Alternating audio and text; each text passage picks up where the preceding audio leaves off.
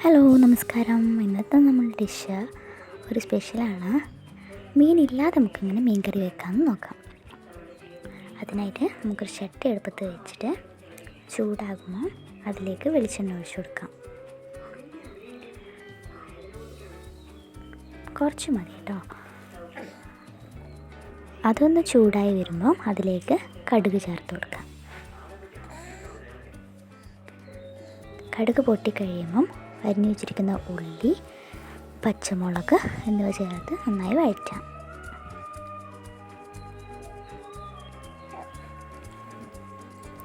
അത് വഴണ്ട് വരുമ്പം ഇഞ്ചിയും വെളുത്തുള്ളിയും പേസ്റ്റ് ചേർത്ത് കൊടുക്കുക. അത് കഴിയുമ്പോൾ 2 അല്ലി കറിവേപ്പില കൂടെ ചേർത്ത് ഇളക്കുക. നമ്മുടെ ഉള്ളിയൊക്കെ വഴണ്ട് വന്നിട്ടുണ്ട്. ഇനി നമുക്കിതിലേക്ക് അരിഞ്ഞു വെച്ചിരിക്കുന്ന പച്ചമാങ്ങ ചേർക്കാം. അധികം പുളിയില്ലാത്ത ഒരിടത്തരം മാങ്ങയാണ് എടുത്തിട്ടുള്ളത്. മാങ്ങയൊക്കെ ഒന്ന് എണ്ണയിൽ മൂത്ത് വന്നിട്ടുണ്ട്. ഇനി ഇതിലേക്ക് നമുക്ക് മഞ്ഞൾപ്പൊടിയും മുളക് പൊടിയും മല്ലിപ്പൊടിയും ചേർത്ത് കൊടുക്കാം. അതിൻ്റെ ആ പച്ചക്കുത്തലൊക്കെ ഒന്ന് മാറുന്നവരെ ഇളക്കിയെടുക്കുക. മാങ്ങയ്ക്ക് വേവാൻ ആവശ്യമായിട്ടുള്ള വെള്ളം ചേർത്ത് കൊടുക്കുക. ഈ സമയത്ത് ഉപ്പും കൂടെ ചേർത്ത് കൊടുക്കുക പാകത്തിനുള്ള. ഇത് നമുക്ക് വേവാൻ വേണ്ടി മാറ്റി വെക്കാം. ഇനി നമുക്ക് അരപ്പ് തയ്യാറാക്കാം. കുറച്ച് തേങ്ങയിലേക്ക് ഒരു നുള്ള് ജീരകം കൂടെ ചേർത്ത് നല്ല പേസ്റ്റ് രൂപത്തിൽ അരച്ച് മാറ്റി വെക്കുക.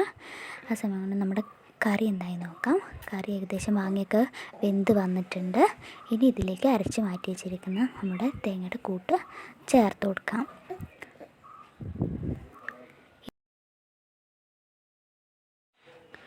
ഇനി ജസ്റ്റ് ഒന്ന് പതഞ്ഞ് വന്നാൽ മാത്രം മതി. നമ്മുടെ അരപ്പൊക്കെ ഒന്ന് യോജിപ്പിച്ചിട്ടുണ്ട്. ഇനി നമുക്കിത് ജസ്റ്റ് ഒന്ന് തള വരാൻ വേണ്ടി മാത്രം മാറ്റി വയ്ക്കുക. ഈ സമയം കൊണ്ട് നിങ്ങൾക്ക് ഉപ്പ് പാകത്തിനാണോ എന്നും കൂടെ നോക്കിയിട്ട് ചേർത്ത് കൊടുക്കുക. ഇവിടെ എനിക്ക് കുറച്ച് ഉപ്പ് കൂടെ ചേർക്കേണ്ടി വന്നിട്ടുണ്ട്. നമ്മുടെ പതയൊക്കെ വന്നിട്ടുണ്ട്. തിളച്ച് ഒരു ഇളം തള വന്നിട്ടുണ്ട്. നമ്മുടെ ഡിഷ് ഇവിടെ റെഡിയായി. ഇനി നമുക്ക് തീ ഓഫ് ചെയ്ത് വയ്ക്കാം കേട്ടോ.